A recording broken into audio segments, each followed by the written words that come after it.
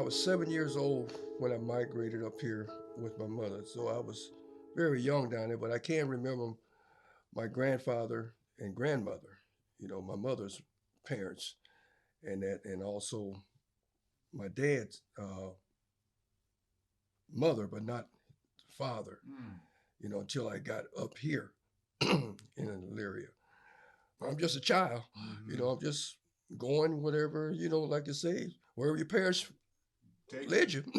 That's one thing I remember. It was cold. Wasn't no snow, but it was cold. I don't know what month it was, but it had to be sometime after September, October, because I think that's mostly when everybody migrated, when we migrated up here, because all the cotton and everything had been picked and everything. So in other words, everybody had money. We got here, and everybody knew everybody. Like I say, I remember going down there, and my dad would he had a truck, and he put a mattress in the back of the truck. Because back there, small trucks. I remember he had a mattress in there, and he had a cover with a tarp, like I say, over it, and we would all be back there in the back, the boys and stuff, like I said, when we went to Tennessee. It was long because they didn't have freeways there. Everything was 2-lane highways. And it took you a good 18, almost double the time, to go now. We get up early in the morning. It'd be about 2, 3 o'clock in the morning. Then we would get down there way in the evening, like 5, 6 o'clock in the evening. I'd always remember that, because it was always had to get up and leave before 3 o'clock in the morning. We enjoy going because this is where we went every summer. Parents up here working, they send us back down with the grandparents. And that's where we would be on our summer vacation. He'd take us down there sometime, but we went on the train a few times. I remember going on a train and go down here to Elyria train station. All the three oldest, me, Otis, and Ray. Jerry didn't go because he was smaller. I think because we were a little older. And I always remember that when we go down, there's always other blacks going down there, going to Tennessee, and they was telling other parents, like I said, they're going down there to look after us. And another thing I remember when we was on the train, we'd be up front. But once we crossed Ohio River, we all had to move from the front to the back cars. Once we crossed the Mason-Dixon, they called it Mason-Dixon line, we had to move back to the back of the train. Uncle would pick us up from the train station. We stayed most of the summer. My dad would come down and pick us up at Labor Day. My older cousins down there, they had 22 rifles and stuff like that. They go out there and go down to the pond. We shoot frogs and like I said, and skin them and eat the frog. We thought that was fun. But then my grandfather, he would come out there sometime. He would tell us, "Don't y'all kill everything up there. It won't have no more." He would stop us because we ran empty the pond. We went swimming in there. The cows would drink out of it. And I remember my older cousins, like Frank, I guess they were all about 8, 10 years, older than where we were. 7. They was up almost teenagers, like. And we would go around the pond, and we get sticks and beat we couldn't, y'all go around here and beat the sticks in the water. That was to chase the snake out of the water. I don't know, I guess we didn't think about it. We didn't have no bathing suit. Girls, we just jump in that mud, jump in that water. Nobody thought about it, like that. Yeah, you just did it. We just did it. My dad's parents' name was Lewis Nelson and Millie Nelson. Millie West Nelson. My uncle came up here first. Uncle Charlie. Charlie came up here first. And my dad came behind. Uncle Charlie was here maybe about 4 years before my dad came up. My dad is the youngest of all the siblings. And when he came up, he got a job at Harshaw Chemical, working at Harshaw.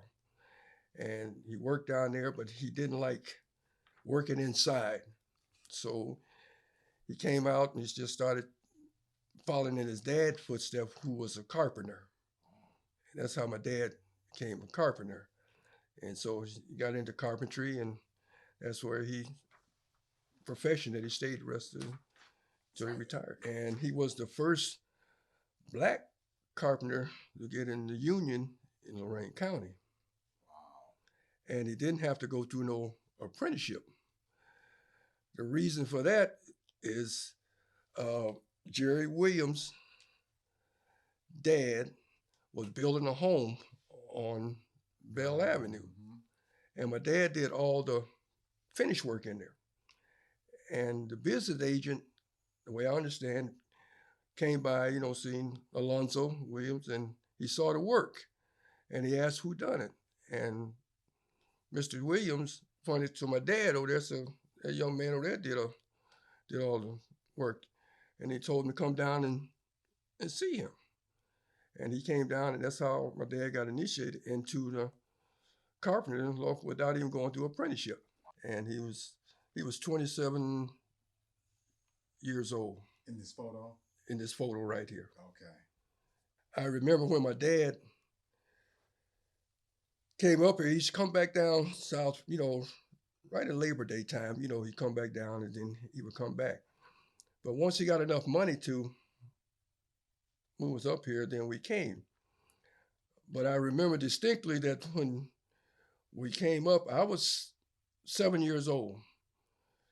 And my brother next to me, oldest, he was 5, 3, and Jerry was 1 year old.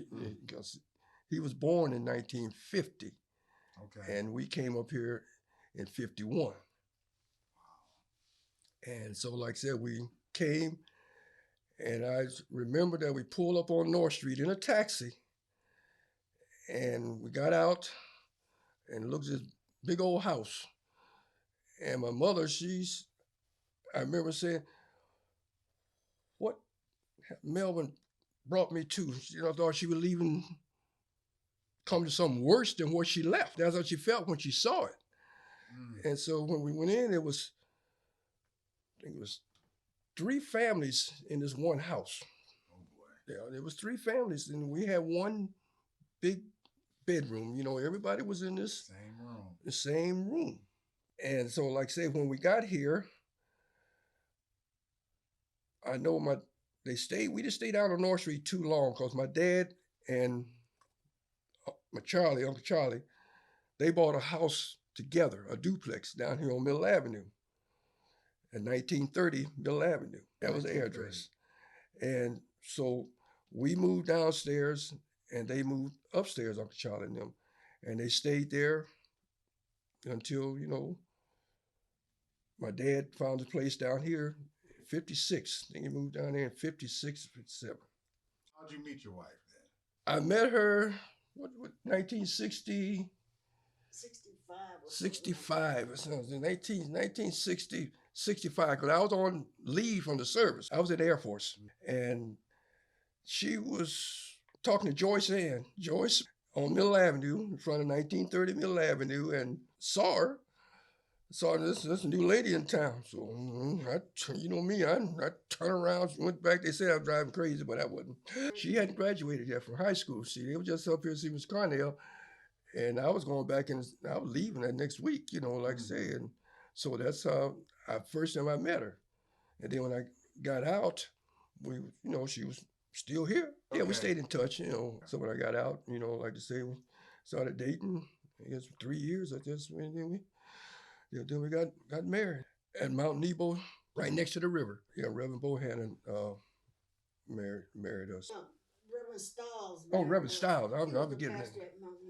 Yeah, Reverend Stiles. I got the wrong Reverend. I just don't remember. Cleola Nelson, Hayward Nelson. She's a Hayward. Mm-hmm. Maiden name Nelson. Okay. And like I said, she's from Philadelphia. Nobody else around here, wanted to fool with me. So, so they always ask, wife, you still with You still with Henry? Who else you supposed to be with? And so, I mean, I got 54 years, Wow. and Wow. it'll be Look at 55 in March. March the 8th. Everybody used to tease me, said, because my mother and dad got married on March the 9th. And my dad was birthday is November the 10th, and mine November the 3rd. So Your daddy's child. It's daddy's child. Your daddy's child. We knew everybody in the neighborhood. Well, the stadium was right across from us, so in other words, we played ball, and that's why I had quite a few good athletes to come on off the south side. But a lot of them didn't get recognized because they always played the white. We always look back and said, Elyria should have been a powerhouse. They wouldn't play the black kids. Because, like say, everybody knew everybody. Mr. Chapman, he stayed 2 doors down from us. Mr. Isaac Chapman, he was a politician. Now, he knew how to get the information to the black community. Now, he was a Republican. And nobody could have years on down the road to figure out, why was you a Republican? And he told him, if I was a Democrat, I couldn't get the information to you. He's almost like infiltration. He stayed in the Republicans, so in other words, they couldn't hide nothing from what they was planning on doing. Well, he was good at what he did. Like so, and he would come to all the churches. He would make his rounds, all the churches, and tell you what was going to be going on.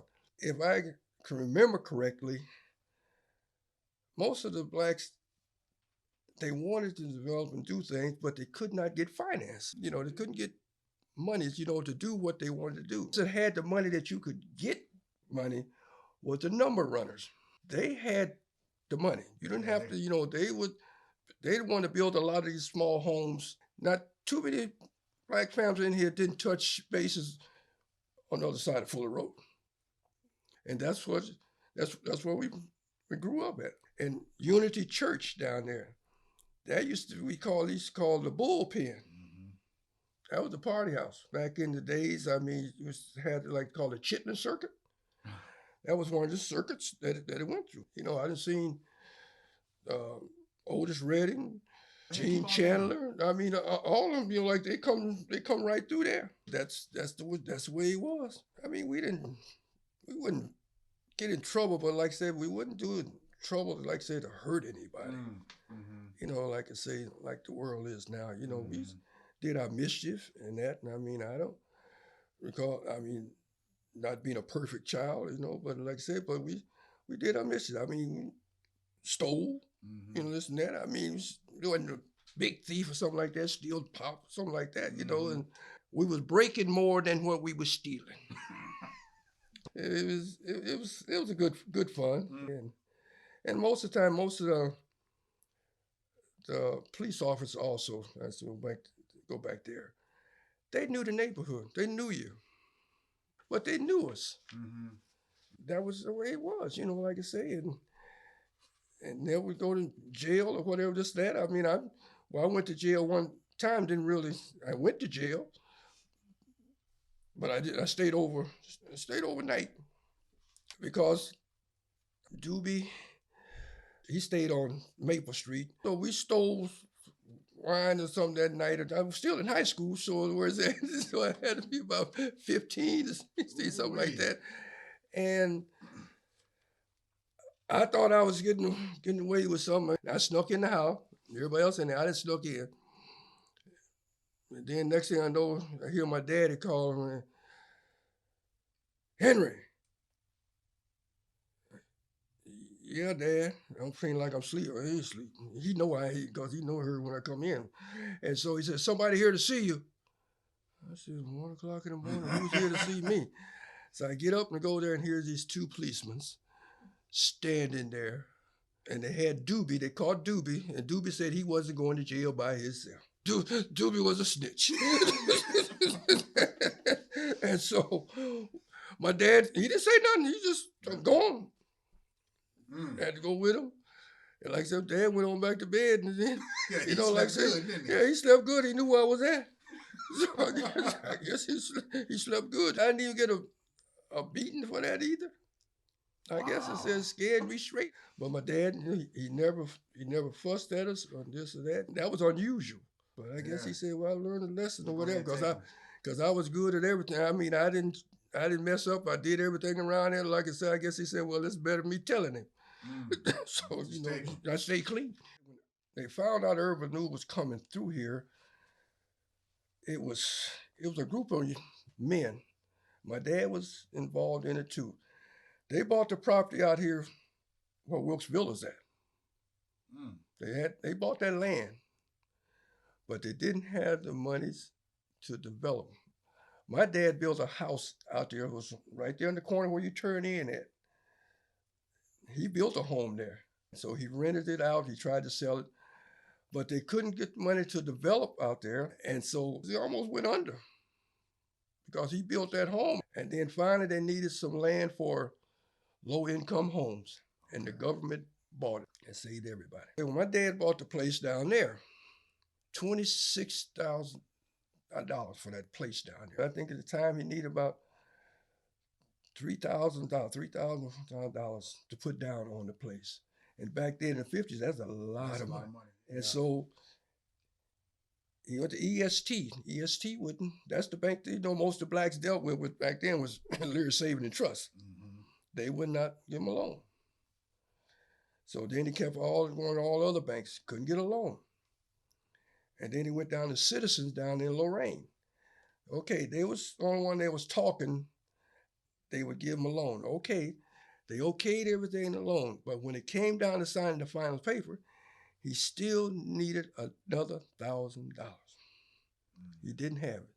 But the gentleman that was selling the home, the owner, he stood for the $1,000. And that was almost a no-no with the bank. They come and say, you gonna stand for this? Dad already spent all his money. He was tapped. My dad was always working. He'd get off the main job, go to side work. And then my mother, she did tailor work. Yes, she was the first black tailor here in Elyria too. She worked for Harry's Men's Shop. And then she got a job out there to, mall working for Diamonds. That's where she retired from Diamonds Men's Shop. They used to come into Diamonds. They was gangsters because I got to know, I don't know if you remember back, Danny Green. I knew him personally. They used to come in, Diamonds Men's Shop, go back in the room, and Danny, he was driving a Rolls Royce one day. And I almost said, that's Danny's, I guess it's Danny that want them in there. Danny, that's your, yeah, I just rented for a while. I took and drove it around the parking lot. And then after things happened on down the road years later, I said, I could have been the one who turned this key. I got blown up. I got blown up fooling with Danny. Like I say, but they treat them all good though. I mean, they didn't. Like I said, she ran that shop and didn't nobody mess with her. They always call her Betty. Never called her Elizabeth. Miss Nelson always was Betty. That's what they called her, Betty. Like I said, she was well known here in town, and Dad, was well known for his carpentry work and that. Charlie was more of an entrepreneur, businessman. Like I said, he knew he always wanted his own business and stuff because he worked for General Motors. Like I said, he was pretty business minded. He built a store on the corner of Fuller Road and Mill Avenue. Nelson Grocery. I never had to work. I want to get something free, but I never, never worked in there. Like I said, but it was hard to make it then because the blacks, they always, I don't know, it's just the way they think. They feel like you owed them something. You always wanted credit. They wouldn't come in there and pay with cash. You credit, then you had to wait on your monies. The store was sold to Brody White. And see, Brody was a mailman. And then after that, Brody sold it to the Whitfields. Urban New came through then. I think that's when Urban New was coming through then. So they bought up all that and then they, everything was pushed down. I worked at Bendix.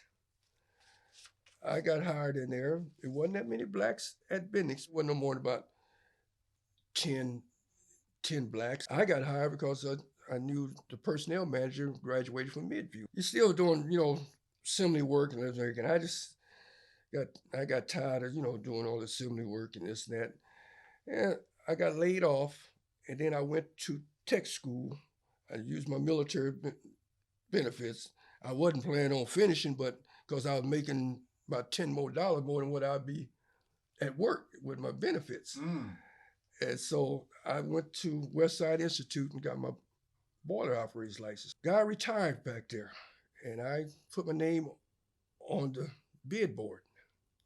I put my name, anything went up on the bid board, I would put my name on it. They used to call me the bidder. Oh, here comes Nelson, that bidder. And so I said they might make a mistake and give me the job. It was third-class engineer's job. And my name was the only one on there. And so they called me up there and I said, good and well, you get this job. Told me all the qualifications I need. We already hired somebody. I said, well, you better go find him then. I told him just like that, you better go find. Why is that? I said, oh, the only one on there. You got to have a third-class engineer license. Yeah, I know. Well, you got to go to school. They told me all that. And you got to have a license. This is a state license. And I had it in my pocket. And I pulled it out and I showed it to the personnel man. And he about bucked his eyes and said, where did you get that from? I said, I got it from the state. I took the test. I went to school. I said, I went to school when I was laid off. I didn't tell nobody. Like I said, the first black in the skilled trade out there, the bendix. It worked out pretty good. And then after they closed up, and then I got my job at NASA, working in the power plant there. Worked in NASA 25 years. 25 years. I started out at Hamilton School and went to Franklin. And when I graduated from Midview, let me go back. Well, my mother, when we came up here, most of the people came back, children come south, they set you back a year. I was supposed to be put back to the first grade, but my mother wouldn't let them do that. Why? If I come to the South, you went back 1 year. Children that came up here, they was back 1 year. And see, when I graduated from high school, I was 17 years old. And that's how I ended up 17 graduating from Midview High. And that's why nobody could figure how I get out of school at 17 when everybody else was 18. But, I I look back and sometimes I think, like my dad used to say, integration was good in a way and it wasn't. He says, the blacks got pushed back, didn't learn, because she's going to all white school, integrating. They didn't teach you the same thing in a way. But down south, it was all black school. They made sure that you learned. But when I went to Midview, that was the most all-white school. It had very few blacks out there. My graduation class, it was eight blacks, four men and 4 women. And at the present time, my graduation class with the blacks I'm the last living male. So what would you like to see out of the black community in Elyria and Elyria as a whole? I would like to see young men and women start looking at the future. What do you have? You want everything, but you're not trying to advance yourself to get there. And like I say, you talk about it takes a village to raise a child. That's gone. It's gone. Where's the village? The village is the parents and they generation it's gone. Like I say, your generation is about to last. It'll last. I don't see it nowhere. But I think the burden is on us. We feel the burden on us. This is why projects like this are important. It's an identity crisis. When you don't know like your lineage and where you came from and the stock, the people you came from and what had to happen for you to get here. When you're lost, you do crazy things. Yes. So in closing, state your name, birth, and where you live at. My name is Henry Nelson. I was born in Henning, Tennessee, 11/3/1944. And I live at Wayne Street, Elyria, Ohio. See, that wasn't bad. Yes, it was.